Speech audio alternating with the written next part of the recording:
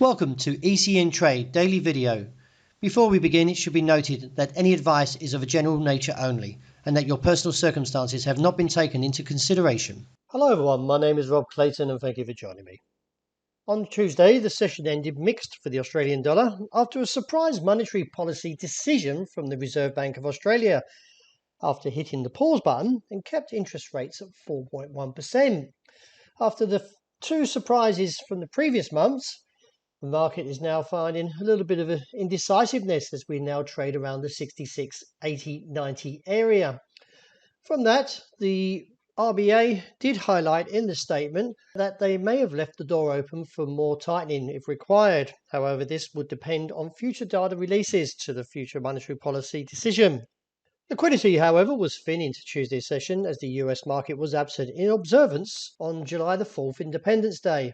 So with the RBA announcement now in the rearview mirror, we now turn to this week's economic data, which sees the key event being the non-farm payrolls, with a forecast around 220,000 jobs expected to be added.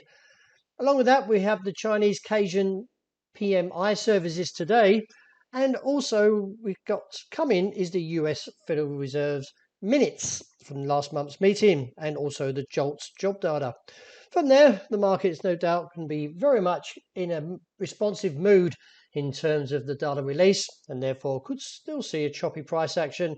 And as we look towards this 60-day moving average, and rejection from here could see a market downturn back towards 66.45 to 65.90, and the base holding around 65.40. Euro was also whipsawed and ended up giving back its gains after Monday. The market posted somewhat between a dragonfly doji or a bullish candle that did represent further gains. However, from the diamond formation, the market is negative and therefore may possibly see further weakness in today's session, with the view down towards 108.35 to 107.70. With all the economic data ahead, no doubt we'll be very busy, so keep an eye on the downside as the technicals are heavy and therefore could reach its objective, as I mentioned, at 107.70 with a cap around 109.20. The dollar yen, well, it's coasting sideways beneath the 145 objective. However, declining technicals, and especially keeping an eye on how the market is going to respond to this unfolding weakness, that may see a pullback, which is favoured and therefore could look towards 143.65 where this trend line comes in. Any advancement, well, I feel the market may still continue to be capped around that 144.80 to 145.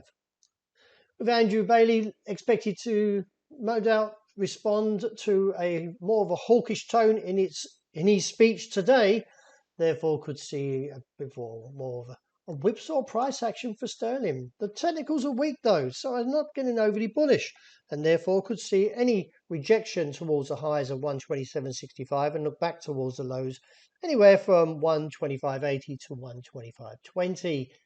Until we get an improvement here, then I feel the bearishness may continue in the short term.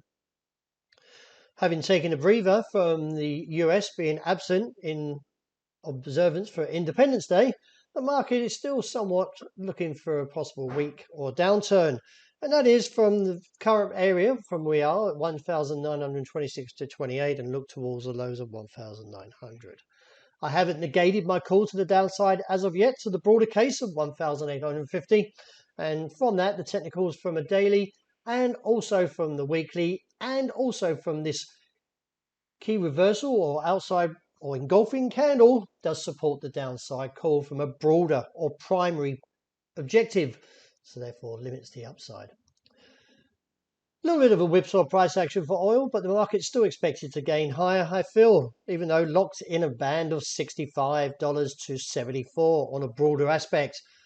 Do take note, although the range may, or the 9 big figure range may be somewhat of a big call, we can see that in 2.5 days we can easily trade it, so therefore we should be on our guard just in case we do get another round of whipsaw price action.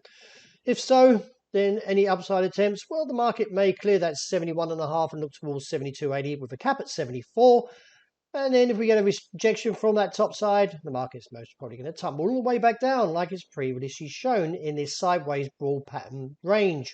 So I'm not going to get too excited in terms of where we are at the moment until we get a bit more direction, or firmer direction, that is. Well, that's a wrap. Thank you very much for joining me. And as always, look out for the intraday report, and I hope you enjoy the rest of the day.